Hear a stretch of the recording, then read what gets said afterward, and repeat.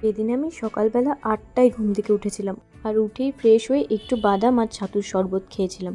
আর বাইরে বেরিয়ে আমার যে এই স্ট্রিট ফুডগুলো খেতে কি ভালো লাগে। আমাকে জিজ্ঞেস করা হয়েছিল তুমি কি নেবে, আমি পেছনে একজনকে দেখিয়ে বলেছি উনি যেটা খাচ্ছে সেটা নেব।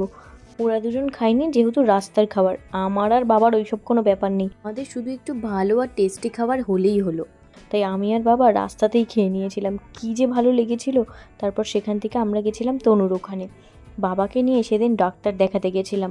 আর আজকে বাবাকে দেখে আমার ঠিক ছোটোবেলার কথা মনে পড়ছিল। ঠিক আমরা যেমন স্কুল না যাওয়ার জন্য মা বাবাকে কনভিন্স করতাম, বাবা ঠিক সেম করছিল, ছেড়ে দে না, আজকে এত বৃষ্টি, পরে একদিন যাব। আর আমি বলছি না, যেতে তোমাকে আজকে হবেই। আর ডাক্তারটা দেখানো হয়ে যাওয়ার পর বাবাকে 10 মিনিটও রাখা যায়নি, এই বৃষ্টির মধ্যে উনি বেরিয়ে গেছিলো। আর আমি আর নিশাদি সন্ধ্যে 6:30টাতে বসেও ওইভাবে গল্প করছিলাম। তারপর আমরা বাড়ি ফিরেছিলাম, আর ফেরার সময় রাস্তায় এই ভুট্টাগুলো দেখে আমার খুব খেতে ইচ্ছে করেছিল। আর ফিরে কিছুক্ষণ রেস্ট নিয়ে একটু কাজ নিয়ে বসেছিলাম। আর এই সেটটা কি যে ভালো লেগেছে আমার, নিজের জন্য আমি একটা সেম তৈরি করব। এরপর রাতে একটা রুটি খেয়েছিলাম।